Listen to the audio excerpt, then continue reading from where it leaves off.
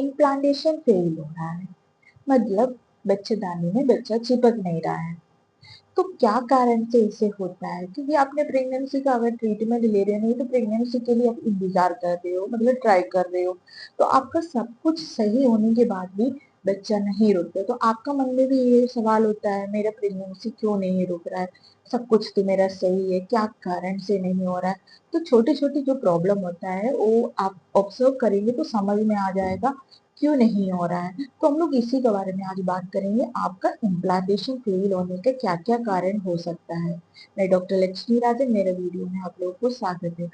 देखिए, implantation fail होने के लिए एक रीजन नहीं है, कई रीजन होता है।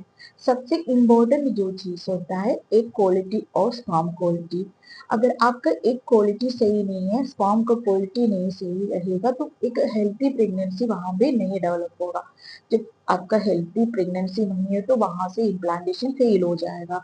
तो एक क्वालिटी कैसे सही होगा कि कैसे पता चलेगा? अब उसके लिए आपको हार्मोनल आपका प्रोफाइल करके देखिएगा, तभी आपको पता चलेगा आपका सारा हार्मोन सही है कि नहीं है। क्योंकि एक क्वालिटी सही होना हार्मोन्स के ऊपर है, हार्मोन्स आपका डिसबैलेंस रहेगा तो आपका इक्वलिटी नहीं सही होगा। तो स्पर्म के बारे में भी ऐसे, अगर आपका स्पर्म क्वालिटी अगर सही है कि नहीं तो उसी का भी आपको टेस्ट करके स्पर्म क्वालिटी में सबसे मेन आपको देखना चाहिए उसका मॉर्फोलॉजी सही है कि नहीं, एक्टिव कितना है, काउंट अगर 30 मिलियन भी रहते हैं, अगर 20 मिलियन भी रहते हैं, अगर उसमें एक्टिव स्पर्म हो, उसका मॉर्फोलॉजी सही होता है तो उसी में भी कंसीव होने में कोई दिक्कत नहीं, वो भी एक अच्छा हेल्थी प्रेगनेंसी हो सकता है। दूसरा जो है आपका बच्चेदानी के किसी भी तरह का सिस्ट हो गया, जैसे फाइब्रोड आ गया, कोई पोलिप हो गया, ये सब रहेगा तब भी बच्चेदानी में बच्चा मतलब चिपक गया, चिपकने के बाद भी वहां पे ग्रोथ भी नहीं हो पाते, धीरे धीरे आगे थोड़ा से भी प्रेगनेंसी ग्रोथ होने लगेगा तब भी वो फेल हो जाता है। तो आप एक नॉर्मल यूएसजी कर लेंगे तो आपको क्लियर हो जाएगा आपका यूट्रस में कुछ प्रॉब्लम तो नहीं है। और तीसरा जो है स्ट्रेस, देखिए बहुत बड़े एक कारण होता है स्ट्रेस, इसलिए हम लोग कहते हैं ओव्यूलेशन आपका, जैसे प्रेगनेंसी के लिए आप ट्राई कर रहे हो तो स्ट्रेस लेवल एकदम छोड़ दीजिए।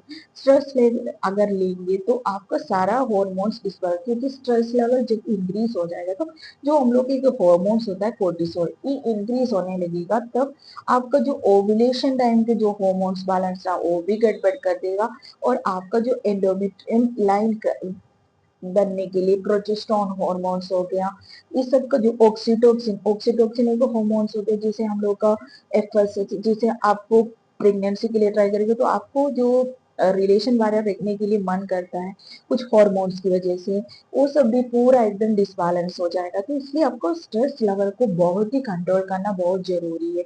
इसलिए आप अपना आपको अगर प्रेगनेंसी के लिए ट्राई कर रहे हो तो स्ट्रेस लेवल ज्यादा बढ़ने मत दीजिए। इसलिए आपको कहते हैं 7 से 8 घंटा अच्छे से सोइए, नींद अगर ले लेंगे तो बहुत ज्यादा आपको स्ट्रेस कम करने में बहुत हेल्प मिलेगा। कुछ म्यूजिक सुन लीजिए, कुछ ऐसे अच्छा चीज देखिए क्योंकि आपका स्ट्रेस लेवल मेंटेन होते रहे।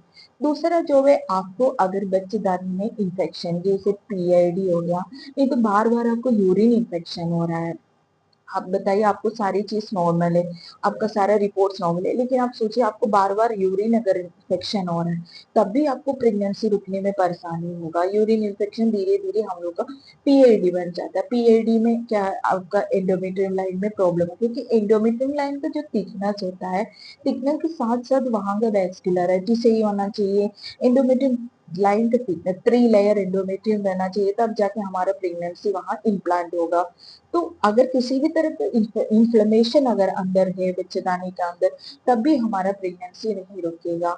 तो अगर ट्यूब में इंफ्लेमेशन आ गया कुछ होगा तो आपका प्रेगनेंसी वहां तक पहुंच ही नहीं पाएंगे। इसलिए आपको कहते इम्प्लांटेशन अब अगर आपका फेल हो रहा है बार बार तो आप ये सब चीज देखिए, आपको यूरिन इन्फेक्शन है कि नहीं, आपको कुछ ऐसे डिस्चार्ज अपना पीएडी मतलब कुछ वजेनल डिस्चार्ज के ऊपर आप ध्यान दीजिए, कुछ चेंजेस तो नहीं है, कुछ कलर चेंजेस तो नहीं है, कुछ स्मेल तो नहीं है, नहीं तो आपको बार बार यूरिन इन्फेक्शन हो रहा है कि नहीं है, अगर आपको किसी भी तरह से अंदर यूट्रस में कुछ गांठ वाट तो नहीं है, उसमें भी पता चल जाएगा।